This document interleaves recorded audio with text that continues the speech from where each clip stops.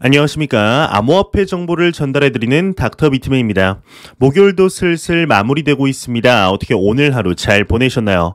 오늘은 그리 덥지도 춥지도 않은 날씨가 이어진 것 같습니다.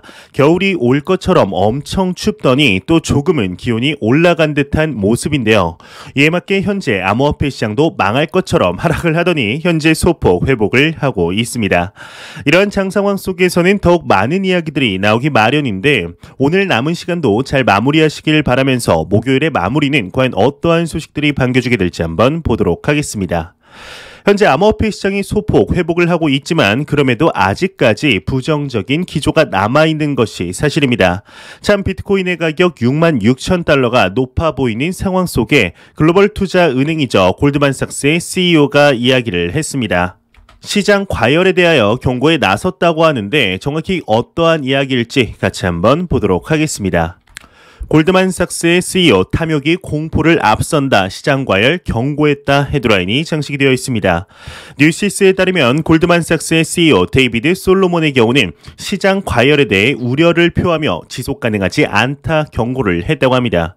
그는 싱가포르에서 열린 블룸버그 뉴 이코노미 포럼에서 인터뷰를 통해 40년 경험을 돌이켜보면 탐욕이 공포를 훨씬 앞지른 때가 있다. 우리는 지금 그런 시기에 있다라며 이같이 말했다고 하는데요. 이는 시장 전반이 기록적인 수준으로 오르고 밈코인과 암호화폐가 급등하는 상황에서 나온 경고이다. CNN 비즈니스는 지적을 했습니다. 지금 보시는 이 인물이 골드만삭스의 CEO 데이비드 솔로몬이라는 인물입니다. 골드만삭스 측의 경우는 지난 5월 당시 비트코인 파생 상품을 출시하며 현재 이더리움의 파생 상품 출시 또한 계획 중에 있는데요. 그럼에도 JP 모건과 같이 본인들이 상품을 출시했으면서도 비트코인에 대해서는 투자할 만한 자산이 아니다라고 이야기를 하고 있는 이상한 집단이죠. 참 이러한 행동들은 개인적으로 이해가 가지를 않는데 무튼 현재 시장의 탐욕이 공포를 앞선다는 말에 대해서 여러분들은 어떻게 생각하시나요? 아직까지는 과연 암호화폐 시장이 탐욕으로 물들었다고 말할 수 있는가 생각해보면 조금은 멀었다고 말씀을 드릴 수 있을 것 같습니다. 흔히들 이제 이러한 현상을 이제 포모라고 하죠. 개인 투자자들의 투기 자금들이 몰려 들어와야 진정한 의미의 탐욕이 나타나지 않을까 싶은데 탐욕이 나타나기 위해서는 비트코인의 가격이 글로벌적으로는 10만 달러, 하나로는 일단 1억 원이 넘게 되면 우리나라에서도 슬슬 포모 현상을 보게 되지 않을까 싶은데 과연 앞으로 어떻게 진행이 되게 될까요? 이런 소식과 더불어서 과거 보유하던 금을 모두 팔고 비트코인과 이더리움을 매수하여 화제가 되었던 인물이 있습니다. 바로 리얼비전의 CEO 라울 팔인데요. 최근 크게 암호화폐 시장에 대해서 말이 없던 와중에 오늘 새로운 트윗을 적었는데 과연 어떠한 의견을 얘기했을지 같이 한번 보도록 하겠습니다. 네, 여기 보시면 이제 이렇게 적혀 있습니다. 2017년 이더리움과 비트코인의 무시무시한 차트를 다양한 형태로 보여주고 있다. 내일부터 300%의 랠리가 일어날 것이다 라는 이야기를 하고 있는데요. 이 트윗이 이제 어제 올라온 것이니 현재 반등을 소폭 보여주고는 있지만 과연 300% 상승을 할 수 있을까에 대해서는 의문이 드는 것이 사실입니다. 하지만 현재 해외에서는 이러한 이야기들이 사실상 결정된 이야기처럼 퍼지고 있는데 최근 작두탄 애널리스트가 있죠. 바로 플랜 B인데요. 혹시 자매품 플랜 L이라는 인물을 알고 계시나요? 트윗상에서 열심히 활동하는 인물인데 이제 주로 라이트코인에 대해서 이야기를 하고 있습니다. 하지만 최근 비트코인의 하나의 차트를 보여주며 이야기를 하고 있는데요. 플랜 L이라는 인물이 적은 내용을 보게 되면 최근 하락에 대해서 이야기를 한 것입니다. 지난 강세장이죠. 2017년에서 2018년 이루어졌던 초강세장 당시에 비트코인의 가격이 2017년 11월 중순에 30% 하락한 데 이어 12월 250%의 펌핑이 이루어졌다. 이러한 하락은 흔하다 이야기를 한 것인데 한번 공유한 차트를 같이 한번 보도록 하겠습니다. 일단 첫 번째 사진을 보시게 되면 실제로 2017년 11월 당시 비트코인의 30% 하락이 있었습니다. 하지만 그 이후에 가파르게 회복을 하면서 두 번째 사진을 보시게 되면 이처럼 11월 저점 대비 무려 250%가 넘는 상승률을 보여주게 되죠. 이러한 일련의 과정들이 이번 연도 또한 반복될 가능성이 높다는 것인데요. 이뿐만이 아니라 추가적으로 지난 상승세와는 같은 이제 85%라는 무자비한 하락은 오지 않을 것으로 예상들을 하고 있습니다. 아직 비트코인의 반감기가 3번밖에 이루어지지 않은 것을 보았을 때 과거와 유사하게 갈 가능성도 확실히 배제할 수는 없는 상태이죠. 그렇게 된다면 비트코인의 가격은 12월 연말 플랜 B가 당초 예상한 가격보다 높은 18만 달러대에 도달을 해야 하는데 이렇게만 된다면 얼마나 좋을까요? 하지만 정말 놀랍게도 역사는 그러한 방향성을 가리키고 있는데 한번 지켜보도록 하겠습니다. 이번 연도 12월 2주도 남지 않았죠. 이러한 소식과 더불어서 현재 암호화폐 시장의 부대장 코인이죠. 이더리움에 관한 소식들이 많이 나오고 있습니다. 이더리움의 경우는 지난 8월 당시 역대급 업그레이드라고 불리던 이제 런던 하드포크 업그레이드의 성공 이후 그동안 문제가 되었던 무한 발행에 가능한 문제와 수수료 그리고 이더리움의 소강 메커니즘의 도입으로 인해 시간이 갈수록 개당 이더리움의 희소 가치가 높아져 가고 있습니다. 심지어 얼마 전에는 소강량이 채굴량을 넘어서는 디플레이션이 발생을 하며 많은 기관 투자자들로부터 새로운 해지 수단으로서 부각이 되어가고 있던 와중 오늘 새로운 소식이 나왔습니다. 이더리움의 경우는 최종 목표는 기존 POW 작업 증명 방식에서 이제 POS 지분 증명 방식으로 넘어가는 것인데 이게 얼마 남지 않았다고 합니다. 과연 어떠한 내용인지 같이 한번 보도록 하겠습니다. 이더리움 재단 관계자 개인적으로 이더리움 POW 채굴은 3에서 6개월 내 종료될 것으로 보인다. 헤드라인이 장식이 되어 있습니다. 18일 8BTC에 따르면 이더리움 재단의 회원인 트렌드반 앱스가 트위터를 통해 이더리움이 3에서 6개월 이내 POW 채굴을 종료할 것으로 추정했다고 합니다. 이어서 만약 당신이 채굴을 투자로 생각하는 사람이라면 부디 다시 한번 생각해봐라 라는 이야기를 남겼다고 하는데 이번 비트코인이 템루트 업그레이드가 이루어졌다면 이더리움의 경우는 그의 버금가는 이더리움 2.0 업그레이드가 현재 남아있죠.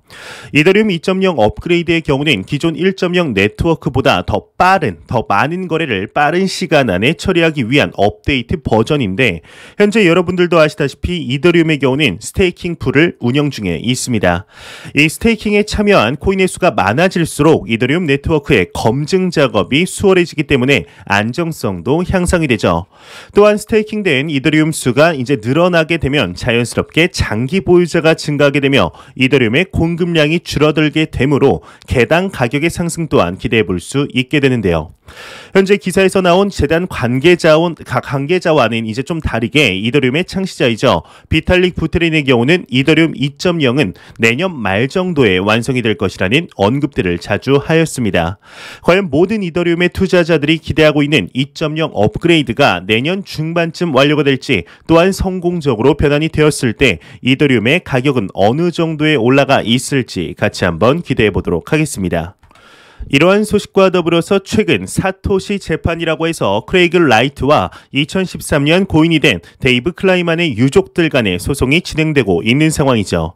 무려 하나로 75조 원 규모의 금액이 걸린 소송인데 이러한 소송 속에서 갑자기 사토시는 크레이그 라이트가 아니라 캐나다의 암호학자가 사토시다라는 주장이 나왔습니다.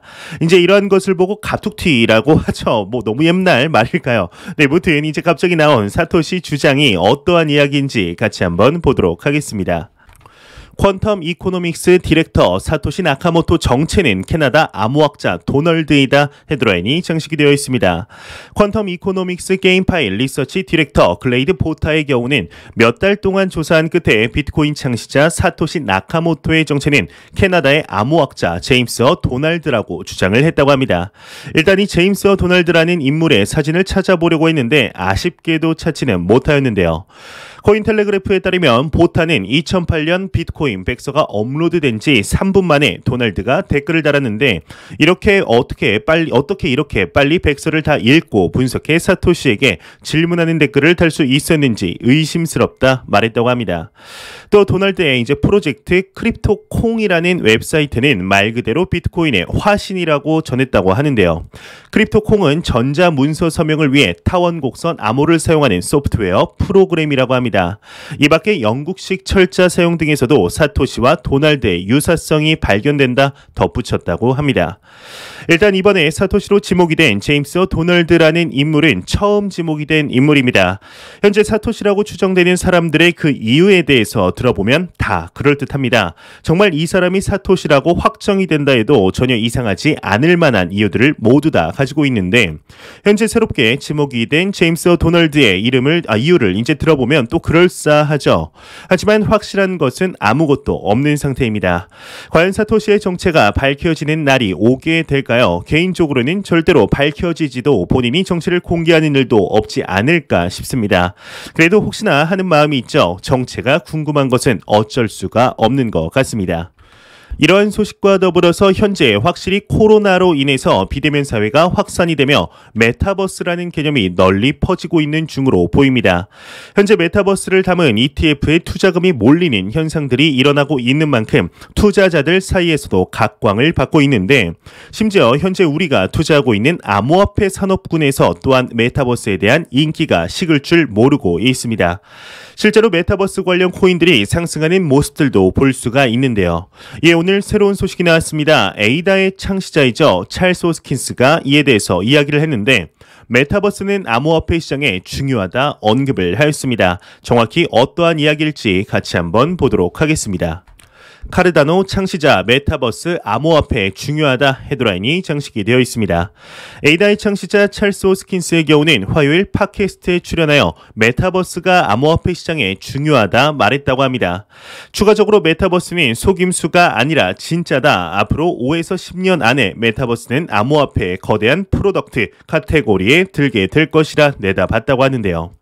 현재 확실히 암호화폐 산업군에서도 메타버스에 관해서 많은 이야기들이 나오고 있는데, 오늘 추가적으로 글로벌 암호화폐 거래소인 쿠코인 거래소에서 1억 달러 규모 한화 약 1,200억 원가량 규모의 메타버스 펀드를 론칭했다는 소식이 나오게 됩니다. 이처럼 암호화폐 시장 또한 메타버스에 관하여 많은 관심도를 손쉽게 찾아볼 수 있는데요. 일단 조금 더 공부를 해봐야겠지만 암호화폐를 일정량 팔고 이제 메타버스 산업군에 투자를 하기에는 압도적으로 암호화폐 시장의 성장률이 클 것이라는 생각을 지울 수가 없습니다. 개인적으로 이제 더욱 공부를 해서 만약 제 포트폴리오에 메타버스를 집어 넣는다면 그 이유에 대해서 그리고 어떠한 것을 샀는지 말씀을 드릴 건데요. 과연 근데 그럴 날이 오게 될까요? 아무리 봐도 암호화폐 시장의 성장률이 더욱 높을 것 같은데 말이죠. 일단 조금 더 심도 깊은 공부를 진행해 보도록 노력해 보도록 하겠습니다. 불과 며칠 전 이루어졌던 시장 하락의 요인이라고 불리우는 사건이 하나 있었습니다. 바로 미국의 바이든 대통령이 1181조 원 규모의 인프라 법안에 서명을 한 것이죠. 이에 암호화폐 시장이 하락했다는 의견들이 나오고 있는데, 이 인프라 법안은 여러분들도 잘 아시겠지만 미국의 교량이나 다리 등등 이제 말 그대로 낡은 시설을 이제 재건설하여서 경제적 이익을 도모하겠다는 것이었죠. 이 자금들을 다른 산업군에서 이제 오게 됩니다. 추가적으로 이번 연도에는 전 세계적으로 화제가 되었던 암호화폐 시장을 포함하여 화제가 된 것인데, 사실상 제도권의 인정을 받기 위해서는 세금을 내는 것은 어찌 보면 너무 당연한 일입니다. 그런데 왜 논란이 되고 있는 것일까요? 바로 암호화폐 시장의 브로커, 즉 세금을 내야 하는 범위를 너무 이상하게 정하여서 논란이 된 것이죠. 이러한 논란은 불과 몇 달 전만 해도 똑같이 있었습니다. 하지만 수정안이 부결되어 안타까움을 자아냈었는데요. 이번엔 다시 한번 의원들이 일어났습니다. 과거에는 3명이었다면 이번에는 3배 이상이 증가한 10명의 의원들이 브로커 정의 수정을 요구했다고 하는데요. 과연 어떠한 내용일지 같이 한번 보도록 하겠습니다.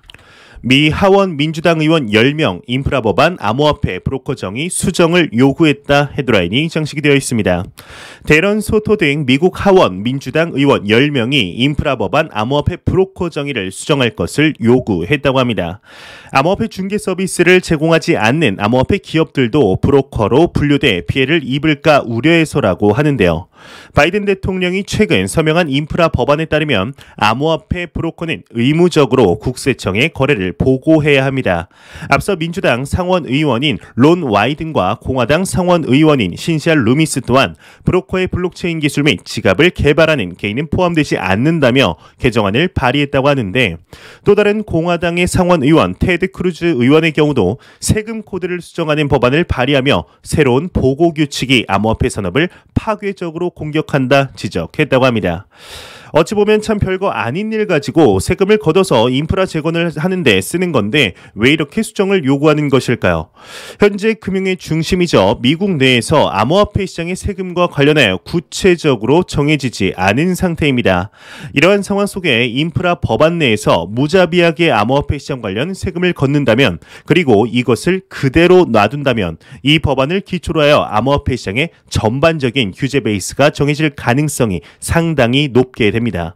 추가적으로 미국은 금융의 중심이죠. 미국이 정한 것을 베이스로 해서 다른 국가들이 참고하여 정할 가능성이 높기 때문에 애초에 첫 단추를 잘 채우려는 의미로 받아들일 수 있겠는데요.